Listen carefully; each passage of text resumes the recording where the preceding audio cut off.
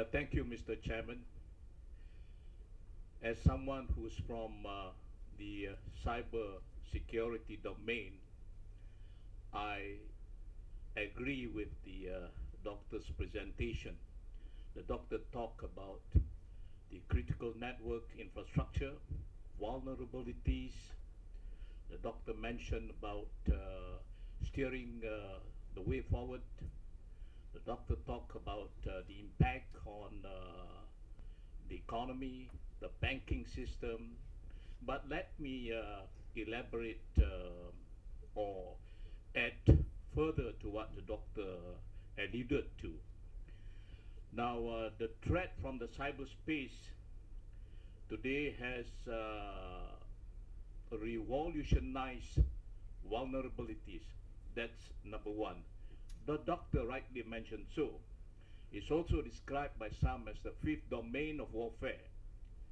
And if you look or if you read into Henry Kissinger's latest book, The New World Order, he rightly mentioned that the cyberspace today has outstripped strategy or doctrine, quote unquote. Someone sitting at the corner of this room with a laptop and that can gain access into the domain can decide the future of your critical network infrastructures. I mean, that is what we're talking about, the revolution. Okay.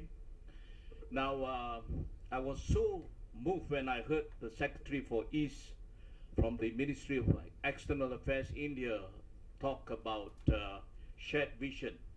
What's our shared vision, ASEAN and India, for in addressing, in mitigating this threat from cyber? The way forward and the shared vision that I feel we should be enunciated by India and ASEAN is for us to have a secured, reliable, and safe cyberspace. Secure, reliable, and safe cyberspace. Can we do that? Why not? Because if you look at the expertise, the experience, the high state of technology that exists in India today, for example, I mean, with all this in mind, with all this, we can share, we can achieve, we can forge a common cybersecurity strategy. If you look at the Global Cybersecurity Index for 2014, this is a study done by ABI and the International Telecommunications Union, an organ of the UN with 193 member states. What's the global position of some member states of ASEAN and India?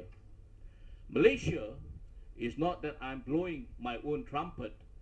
Malaysia ranks top 3 globally.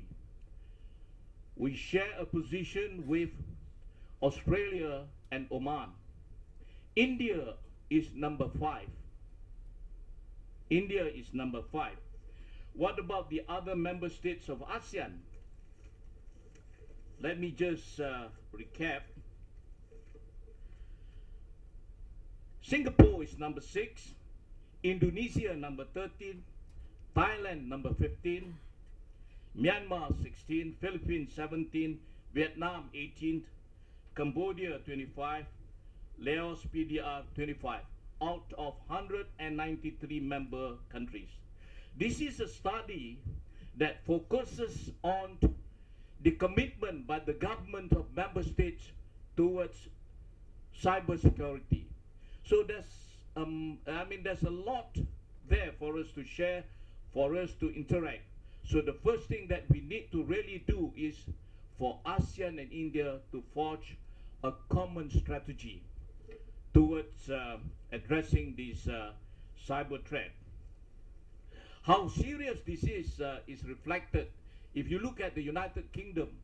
it has moved from a tier 2 to a tier 1 level threat. It has superseded terrorism.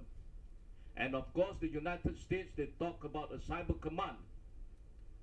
And of course, within ASEAN itself, if you look at the numerous communiques and declarations, cybersecurity is always there. And of course, within ASEAN itself, 9 out of 10 member states of ASEAN, we have our own laws addressing electronic transactions. With the exception of 1 member state of ASEAN, the other 9 member states of ASEAN, we have our own cybersecurity policy, strategy, and programs. So if ASEAN and India is desirous of this connectivity that we talked so much yesterday and this morning, in realm of this digital domain, which propels developments, we've been talking about developments, then we have to underwrite our own cybersecurity strategy, going beyond just technicalities. I mean, there's a mass amount of experience, technology, expertise that we have. So let us share towards achieving this common cyberspace that we aspire for, a cyberspace that is safe, secure, and reliable. Thank you, Mr. Chairman.